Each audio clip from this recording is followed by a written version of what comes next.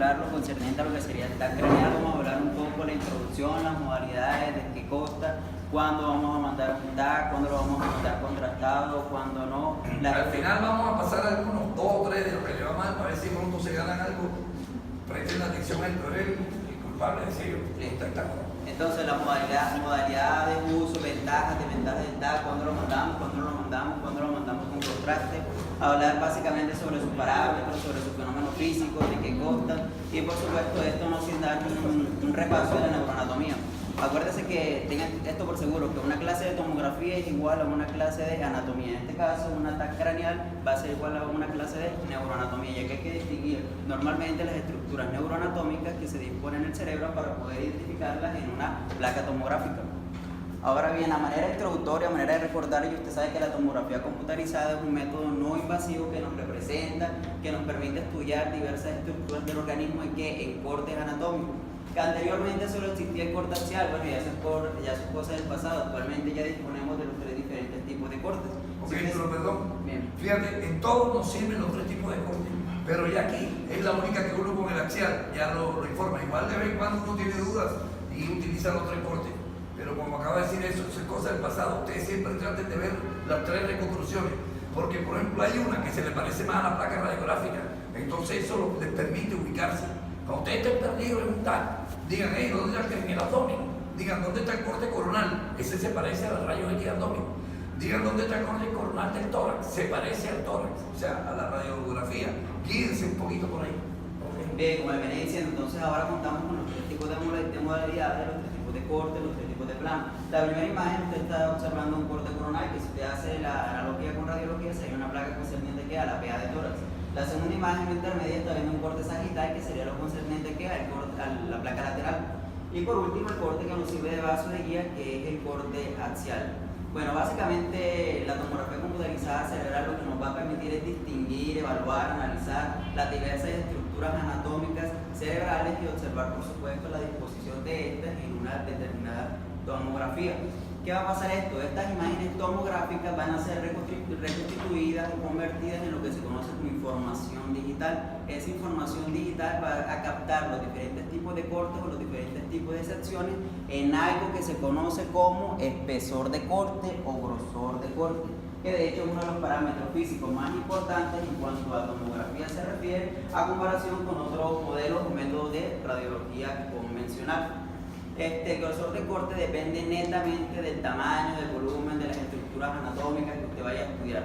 Por ejemplo, para un ataque, bien sea de tórax, abdomen o de cráneo, usted va a utilizar lo que se conocen como cortes estándar. El corte estándar oscila entre un diámetro de aproximadamente entre 5 y los 8 milímetros. La idea es esta, perdón.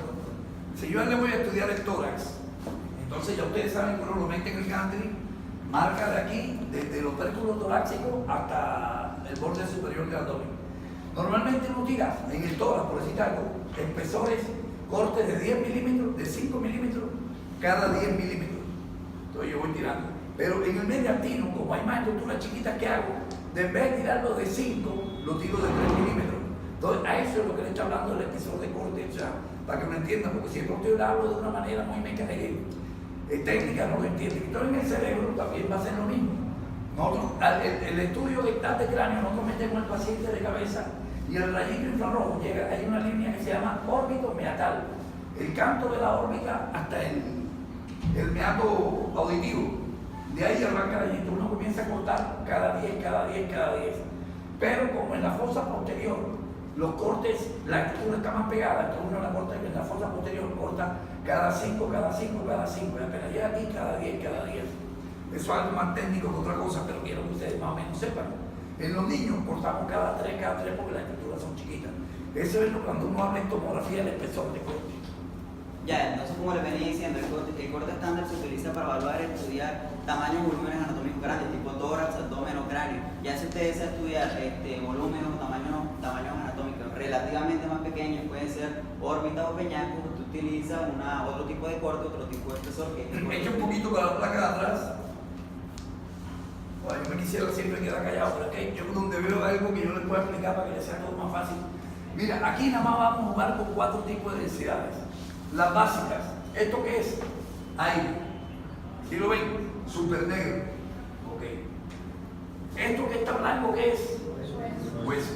Entonces, entre este aire y este hueso, nosotros vamos a jugar con dos densidades, que sería la del líquido, que se ve negra, pero ya ustedes saben que si yo pongo el round point, si yo pongo acá el mouse, me va a dar menos 1000. En cambio aquí, me va a dar menos 100 o más 100, porque esto es agua. Y lo mismo sería, si lo pongo acá en hueso, me va a dar 1000. Pero si lo pongo en la sangre, que sería esto, me va a dar más 60. ¿A qué voy? Que no obstante que ambas se vean blancas, una es más sólida que la otra. Entonces estas son las 4 densidades que vamos a ver. Aire, líquido, estos son los ventrículos y estos son los subhuesos paranoideos, son los espacios que quedan dentro del cerebro que se llenan de líquido. Esto después le explicamos qué sería sangre y hueso. Son las 4 cosas, las 4 densidades que usted tiene que manejar. Con esas 4 densidades interpreta un tal de tórax. Claro, ya es la densidad de, según la escala, la vamos a hablar más adelante. Ok, no, pero yo para ir cerrado. Ok, listo. Entonces sigue el Dale pasaje. por donde Bueno, como les había hablando, entonces espérate, dale al mismo tipo de cosas. Como les había hablando, entonces todos estos tipos de cortes los vamos a modificar, por supuesto, el técnico operador allá en la consola de mando del tomógrafo antes de realizar la exploración. Por supuesto, el tipo de corte o el tipo de espesor va a influir notoriamente sobre la calidad de imagen. Ya hay autores que refieren que a mayor espesor de corte o a cortes más finos, la sensibilidad de la prueba mejora. Entonces vamos a analizar un poco la definición, las características, las ventajas y las desventajas de cada uno de estos tipos de cortes. Inicialmente lo que usted tiene que saber aquí es que el corte estándar oscila entre un diámetro entre los 0,5 y los 8 milímetros. Ese corte, perdón, es el más representativo. O sea, normalmente un cerebro se corta con 12 cortes, pero este sería como el corte de la mitad. Anatómicamente es el corte más representativo. ¿Qué les quiero decir con esto? Que si de pronto yo le voy a preguntar estructura anatómica, le preguntaría nada más de ese corte. Pero igual vamos a repetirlo varias veces para que ustedes lo vayan entendiendo, ¿no?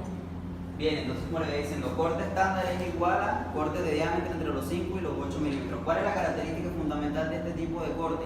Que me mejora el contraste, pero me baja la resolución. ¿Qué quiere decir esto? Que mejora el contraste, que usted va a poner en evidencia y va a poder diferenciar las diferentes estructuras cerebrales, sustancia blanca y sustancia gris. Sustancia gris, podemos mencionar estructura corteza, tálamo, núcleos lentiformes, que eso ya lo vamos a hablar más adelante en cuanto toquemos la neuroanatomía. Entonces el contraste lo que consiste es eso, poner en papel manifiesto y evidenciar las diferentes estructuras cerebrales. ¿Cuáles son las ventajas de esto? Que es posible detectar metástasis tanto a nivel cerebral como a nivel hepático. ¿Cuáles son las desventajas?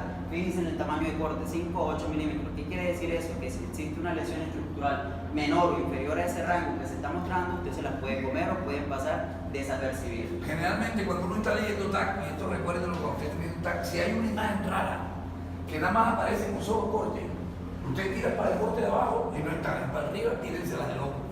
Mira, yo no sé eso, pero no digan nada. Se hagan como si no pasó nada. Pero normalmente cuando la imagen aparece tanto en el corte de arriba como en el corte de abajo, o que la imagen sí existe. O sea, cuando aparece un solo corte puede ser artefacto porque tiene que ser muy finita para que nada más aparezca en 0,3 milímetros. Entonces cuando la imagen, tú ves una imagen rara aquí por ejemplo, algo raro, esto negrito. Entonces si tú bajas y se sigue viendo es porque sí existe. Y si sube un corte y se sigue viendo es porque sí existe. Si no existe ni en el de arriba ni en el de abajo, probablemente sea un artefacto. Bien, ahora vamos con la tomografía de corte fino o espesor fino. Lo primero que tiene que saber es el diámetro. El anterior oscila entre los 5 y 8 milímetros. ¿Entre qué corte oscila? 0,5 y 2 milímetros. Y va a ser totalmente diferente al anterior. Si me mejoraba el contraste, pero me bajaba la resolución, me baja el contraste, pero me aumenta la resolución. Es por eso, no sé si aquí se parece en la diapositiva, se parece que tiene un aspecto más granuloso por un parámetro físico de la tomografía de alta resolución que se conoce como el ruido digital. Entonces, ¿qué pasa con esto? Me va a mejorar, me baja el contraste, pero me aumenta la resolución. Lo que pasa es que antes, cuando teníamos dudas de una imagen, jugábamos con esto, hacíamos cortes más finitos, perdíamos una cosa pero ganábamos otra. Pero hoy en día, ante la duda, resonancia magnética. ¿Sí? Bien, pasa. Bueno, y por supuesto... Antes que siga, te quiero hacer una pregunta. ¿Cuál es el corte anterior? Bueno, háblame de las densidades que hay acá. ¿Qué densidad? ¿O esto qué es? ¿Hiperdenso? ¿Hipodenso? ¿Qué? Eso es hiperdenso, tiene Okay. función. ¿Esto? Eso es hiperdenso también. Okay. Esta es la glándula pineal que se calcifica. Este cráneo. Esto es... Eso es hipodenso. Ok, ¿qué Son líquido? líquidos esporoquíneos. ¿Y esto? Esta entrada acá. Son isodensos. No, esta entrada. Ahí puede ser también. Ok, ese es el líquido, el líquido subaracnoideo. Y todo esto isodenso es el parénquima encefálico. Ok, ahora sí ve el esquema.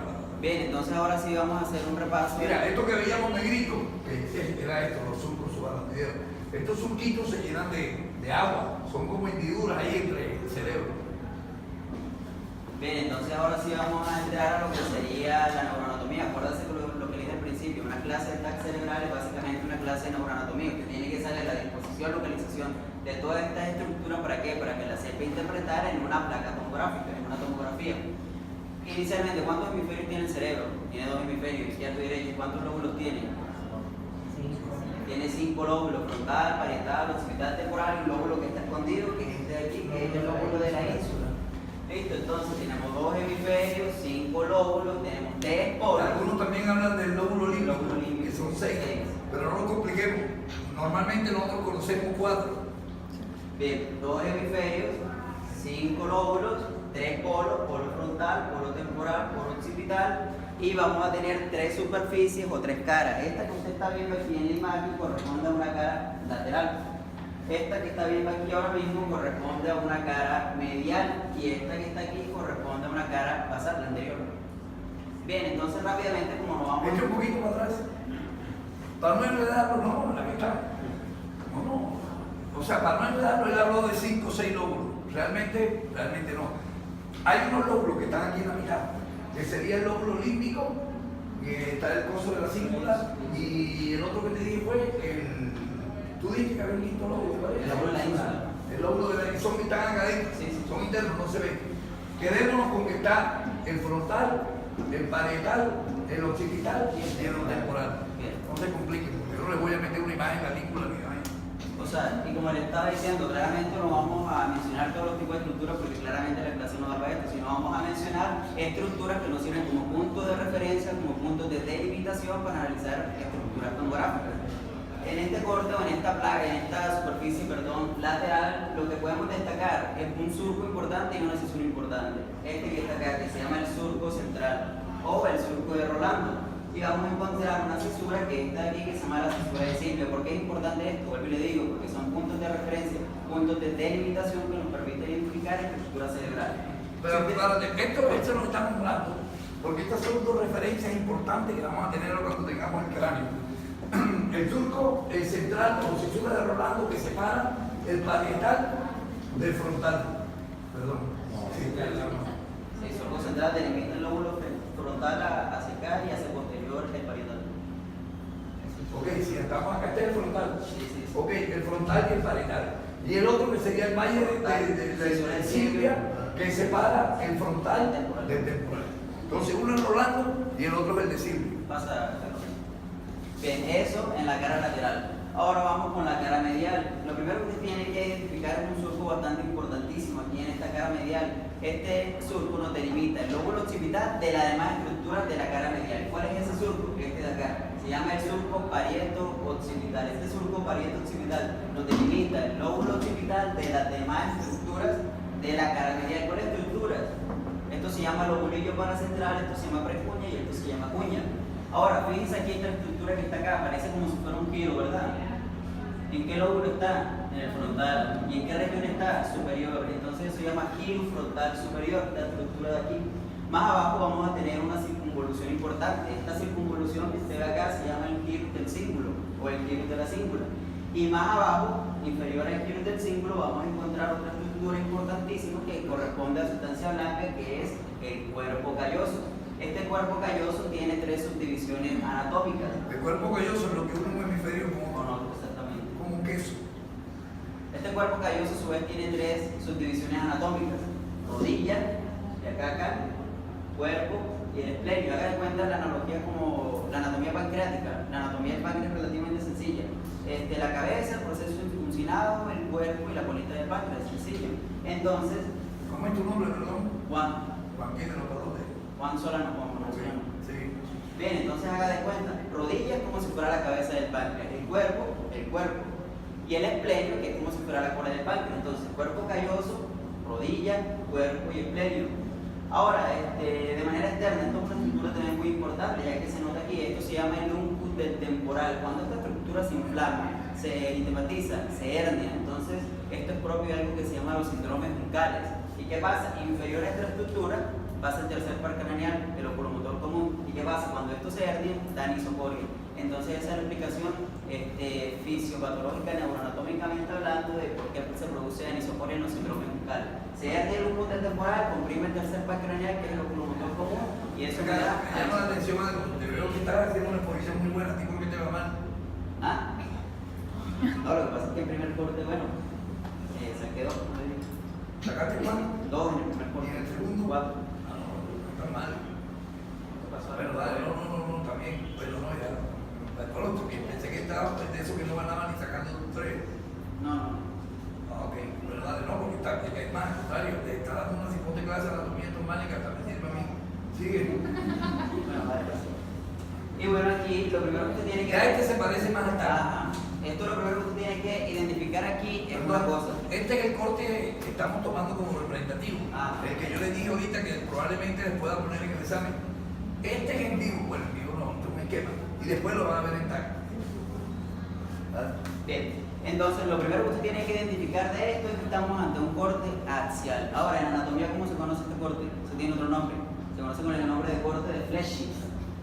Ahora, como les dije, este va a ser el corte representativo para las diversas estructuras neuroanatómicas que vamos a encontrar en tomografía. Es el corte o la cara de base para la tomografía computarizada cerebralmente hablando.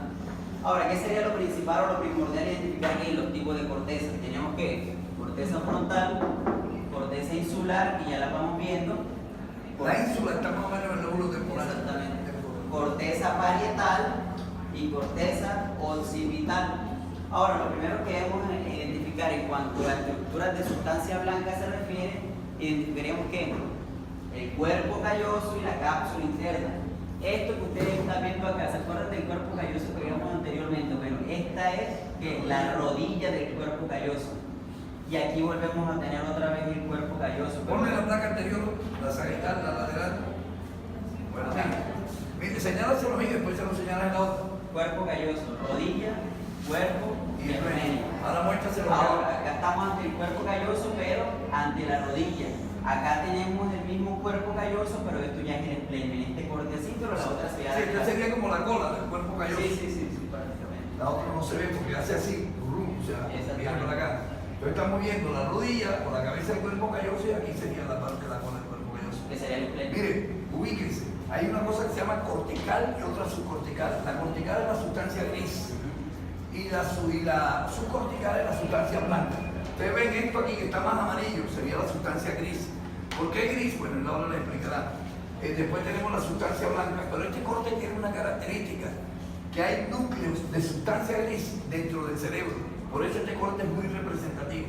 Esto es sustancia gris, esto es sustancia blanca y estos son núcleos de sustancia gris en el medio del cerebro, que se supone que la sustancia gris está afuera. Aquí está la blanca. Esto es como el corazón del cerebro. Bueno, el corazón del cerebro y corazón del cuerpo. Listo, entonces, ya identificamos cuerpo calloso en su porción de la rodilla y cuerpo calloso en la porción del esplenio. ¿Qué otra estructura de sustancia blanca vamos a encontrar? La cápsula interna. La cápsula interna es todo esto que usted está viendo acá. Este también tiene dos regiones anatómicas. El brazo anterior de la cápsula interna y el brazo posterior de la cápsula interna. Este brazo anterior es irrigado por una arteria demasiado importante que se llama la arteria de Hebner. La arteria de Hebner proviene de una rama directamente de la arteria cerebral anterior a nivel del polígono de Willis.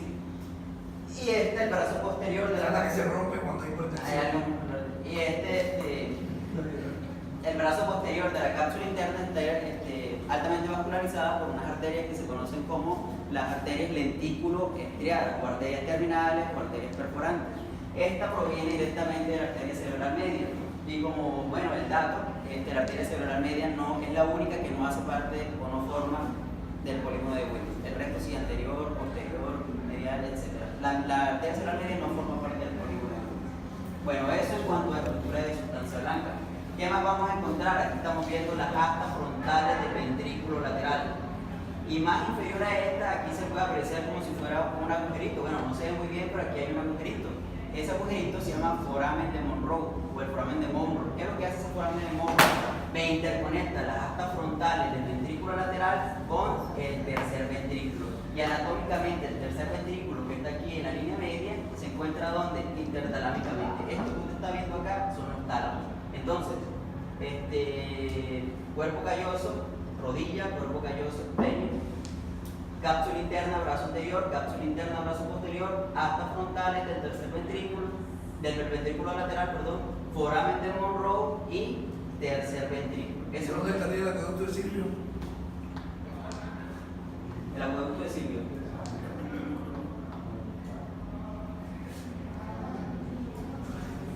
No, ahí sobre el tercer ventrículo, pero no, eso es demasiado.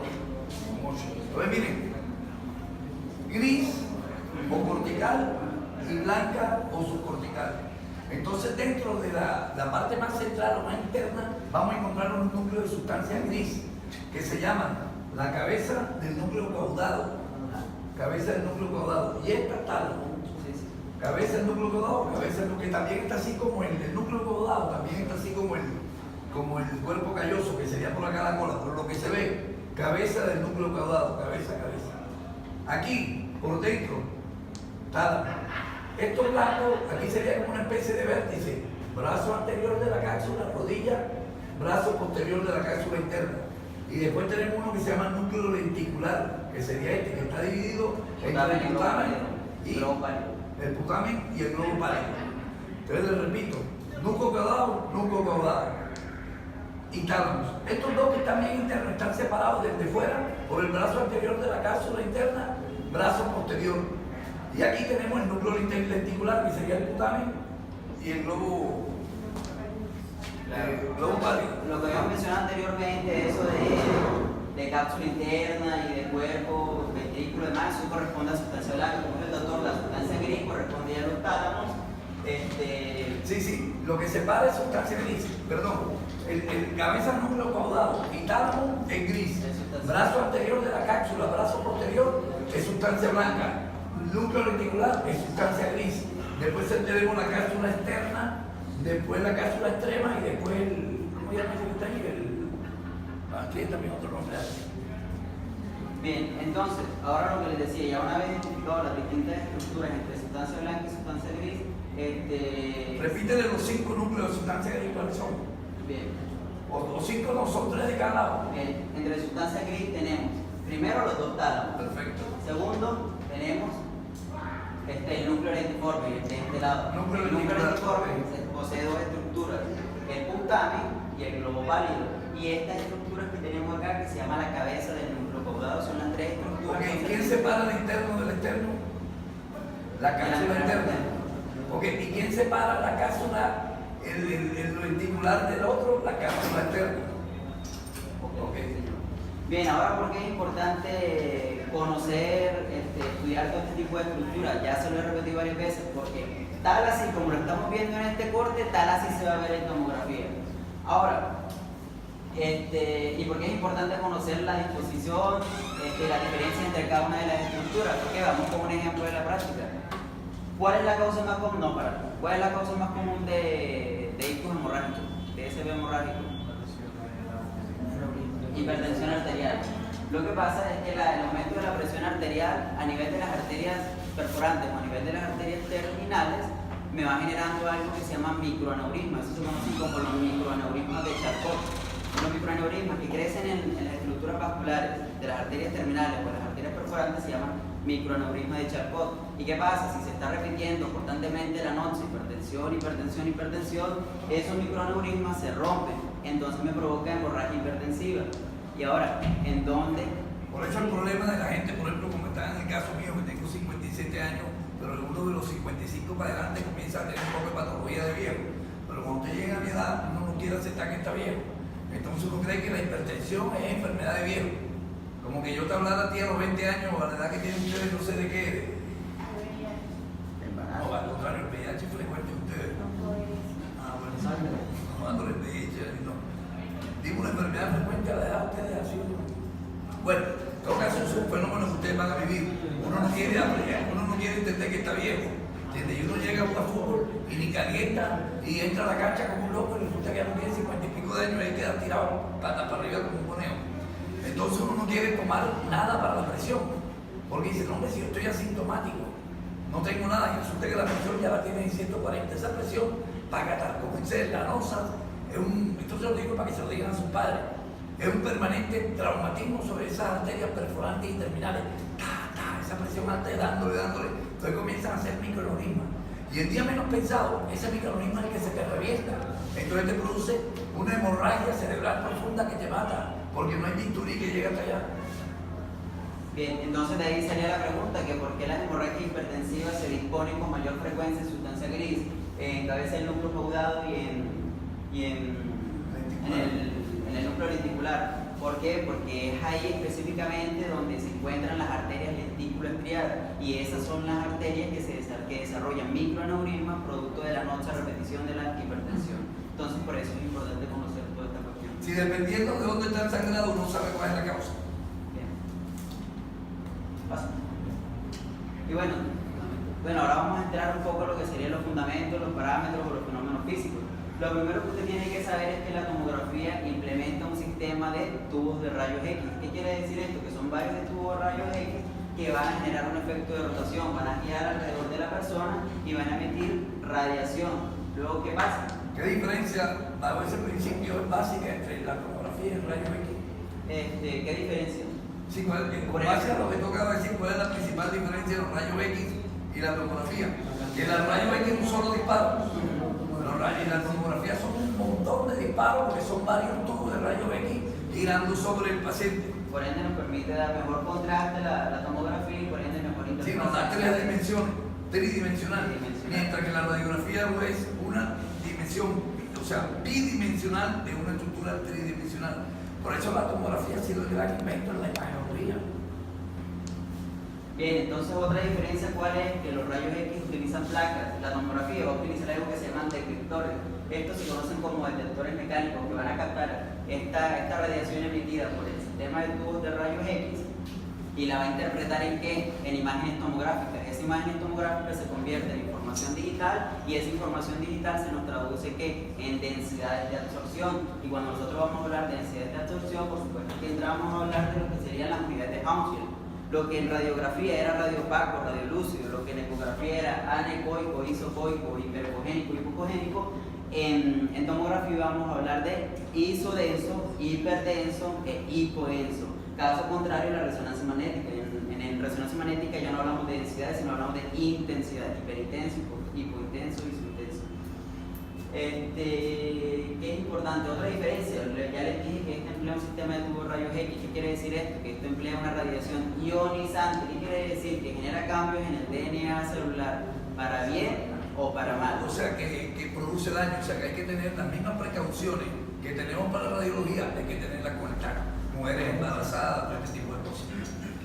Bueno, otra de las grandes diferencias, una última diferencia, es que la tomografía computarizada, a comparación con otros métodos de radiología convencional tipo rayos X, es que esta última no es tan buena. ¿Por qué? Porque solamente nos da 5 medios de contraste, 5 interfaces de densidades. La tomografía nos da 200 y la resonancia magnética muchísimo más. Y esto es lo que radica la eficacia de un método diagnóstico que nos permite ver muchas más cosas de una sola misma imagen. Sí, pero también estamos irradiando más al paciente. Le estamos sometiendo más disparos, por eso por eso les decía, todo se ve más chévere con tomografía. Pero yo no le puedo pedir tomografía a todo el mundo porque yo no puedo estar irradiando a la gente, además de que es más caro. Si yo lo puedo solucionar con rayos X o con ecografía, ¿por qué voy a pedir una tomografía?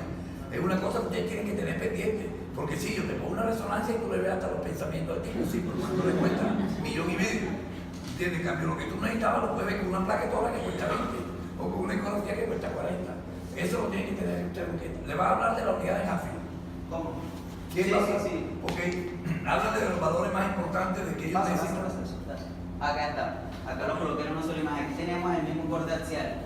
En este caso, por ejemplo, a manera de un ejemplo clínico, el radiólogo nos puede decir, no sé, se visualiza imagen hipertensa a nivel de los ganglios basales que mide aproximadamente 900 unidades de Hounsfield. ¿Qué quiere decir? Que nos está diciendo que eso es calcio, muy cercano al hueso. Entonces, fíjese, hueso, aquí está, 1041 unidades de Hounsfield. Oye, que hay algo que es verdad. En las personas, hay una enfermedad que se llama de Ferro o algo así, que calcifican los ganglios que hablamos ahorita, los ganglios grises. el núcleo caudado, el tálamo, todo eso calcifica y se ve igualito la sangre. Entonces tú dices, mira, eso es un sangrado, no, pero tú pones el mouse y te da 1000, entonces ya tú sabes que eso no es sangre, que eso es calcio. Pero la vista es lo mismo como si fuera sangre, pero como ustedes pasaron por acá, no les va a pasar, ya saben que hay que medirlo. Lo negro que usted está viendo, fíjese, menos 1000 unidades Ampere, que es aire. Esto que usted está viendo acá, 3.9 unidades Ampere, ¿qué quiere decir? Que es cercano al agua y estamos a nivel de... Vamos a darle cifras claras. El agua sería 0. La grasa sería menos 100. La sustancia gris, aquí hay algo que es un contrasentido. La sustancia gris es,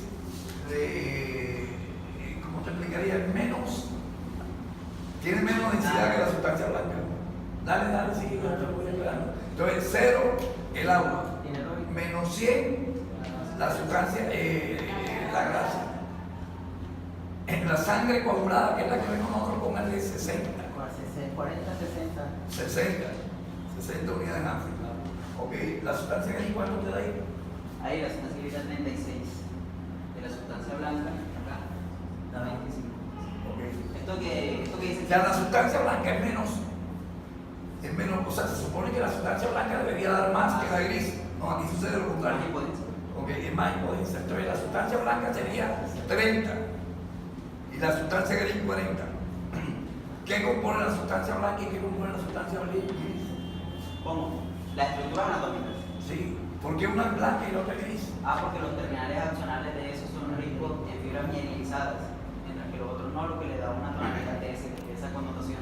¿A quién? ¿A la sustancia qué? A la sustancia blanca. Ok, en la gris está la cabeza de las neuronas y en la blanca están los axones. Entonces la mielina le da esa connotación. Entonces vamos a repetir. Sustancia agua menos 0, grasa menos 100 en el tórax, en el cerebro. En la sustancia gris 40, la sustancia blanca 30 y la sangre 60.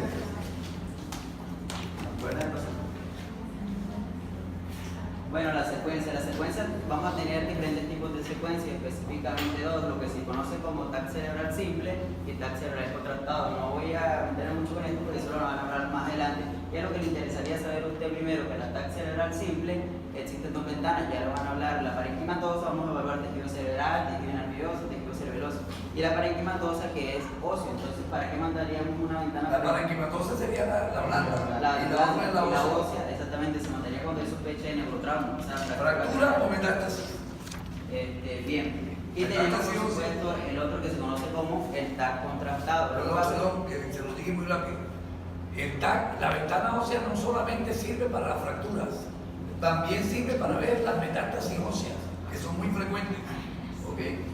Bien, y tenemos otra que aparte del TAC cerebral simple, que es sin contraste, tenemos uno que es con contraste. El contraste se manda cuando hay alta sospecha de procesos que son captadores de contraste. El contraste se manda por la misma circunstancia que lo mandamos en tórax, para ver cómo se comportan ciertas imágenes con el contraste y de acuerdo a eso llegar a un diagnóstico. Bien, entonces le decía, ¿para qué se manda el contraste? Cuando nosotros sospechamos de que hay procesos captadores de contraste, ¿qué son estos tipos? Las neoplasias, concretamente angiogénicas, las infecciones, tipo los abscesos, los cisticercos, esa cuestión que era de las arterias estas, de la neurocisticercosis, de la cuestión porcina, los granulomas tuberculosos. ¿Qué más se contrasta? Los procesos inflamatorios y las lesiones vasculares. Acuérdense que una característica importante del sistema nervioso central, encéfalo, médula espinal y nervios, es que tiene algo, se llama barrera hematoencefálica. La barrera hematoencefálica funciona como una barrera permeoselectiva que no permite el paso de proteínas plasmáticas o de sustancias inflamatorias. ¿Qué quiere decir esto? Que la barrera hematoencefálica es que lipofóbica, pero es lipofílica a otras sustancias. ¿A qué es lipofílica? ¿Qué permite la entrada? Los contrastes iodados. Estos contrastes una vez se inyectan vía intravenosa, que por cierto se recomienda una espera de 3 minutos después del contraste para que haya un mayor realce a nivel de estas estructuras. Entonces este contraste iodado, iónico por supuesto, viaja por todo el sistema vascular y se queda en el sistema perivascular. Ahora, pero como si hay estructuras ¿Y cuáles son las indicaciones? ¿Le dijiste de una vez comenzaste con eso? No, pero eso ya no hablar más adelante para decirlo. Lo que iba a decir es que hay hay estructuras que así como hay un realce patológico, producto de que hay una alteración en la barrera hematoencefálica, también hay estructuras que se van a realzar fisiológicamente con un contraste. ¿Por qué? Porque no todas las estructuras del sistema nervioso tienen barrera hematoencefálica, hay unas que no la tienen y por tanto el contraste se van a marcar, pero no van a ser patológicas, sino van a ser fisiológicas. ¿Por qué? Porque no tienen barrera hematoencefálica. ¿Cuáles serían esas? Aquí las estamos viendo. Las primeras son las estructuras vasculares, las arterias y las venas. Aquí las estamos viendo. Esto que dice uno son estructuras vasculares. ¿Es el polígono de Willis? Exactamente. Ya vamos a encontrar lo que se conocen como las membranas durales. Las membranas durales es esta. Las meninges. Tentorio, exactamente. Y esta estructura que es la que se divide al cerebro en los dos hemisferios, que es la hoja del cerebro. Es más, cuando uno está, ya uno tiene en el protocolo un estudio de tan normal, uno pone tan normal y lo único que le dice a la secretaria, pon las estructuras vasculares refuerzan normalmente con la sustancia de contraste y las capas meningias y la hoja interhemisférica, o sea, le agrega lo que tú acabas de decir, la hoja interhemisférica y las capas meningias, la tienda del cerebelo, esas cosas. Entonces, vamos a ver ya las estructuras anatómicas que corresponden a la tomografía computarizada, saber identificarlas. Rápidamente vamos a ir desde cortes anteriores. Siempre se va desde abajo para arriba. Desde cortes anteriores a cortes posteriores. Esto que usted está viendo acá son los globos oculares. Esto que usted está viendo acá se llama grasa periorbitaria. Por eso es que es de esta connotación como hizo eso. O sea, si le pones ahí el mouse, ¿cuánto te daría? Como 300. Menos 100. Sí. Y si se lo pones aquí, que es el seno esfenoidal, ¿de qué están llenos los senos? De aire. Sí. Bien, entonces estos son los senos paranasales, específicamente el etmoidal. Esto que usted está viendo aquí, que está como entrando el globo ocular, ese es el nervio óptico. Esta es la pared lateral del globo ocular. Esto, fíjense también que tiene aire, y esto también, entonces esto sería conducto auditivo externo. Esto serían las centillas mastoideas. Esta estructura que está aquí se llama el clivus del occipital.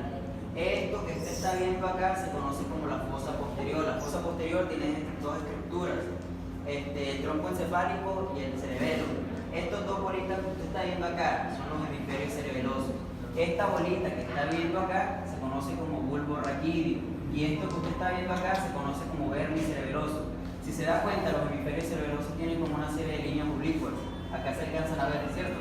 Esas líneas oblicuas se disponen de esa manera por una estructura que se llama folia. Las folias son los que brindan esta estructura. Esto que usted está viendo acá es músculo. Y esto que usted está viendo acá es cuero cabelludo. ¿Sí? Eso es tejido subcutáneo. Miren, voy a aprovechar esta imagen para algo. Hay un hematoma que se produce en esta zona y se llama sucálica, porque esto le llaman la galea a esta grasa. Entonces, eso que nosotros llamamos chivolo, ustedes ya tienen que decir, tiene un hematoma sucálico. Ahora, en la próxima clase van a saber la importancia, pero ubíquense, es entre el cráneo y el cuero cabelludo, o sea, en esta grasa, se llaman hematoma sucálico, alias chivolo. Porque están por debajo de la galea es la partecita más interna. Bueno, aquí lo que vamos a distinguir, se da cuenta, a diferencia de la anterior. Ya esto es un corte más arriba. Más superior. Okay. Bien, si se da cuenta, aquí podemos encontrar estas lineecitas que no estaban en la anterior. Esto corresponde a los músculos. Este específicamente sería el músculo recto lateral externo, sí.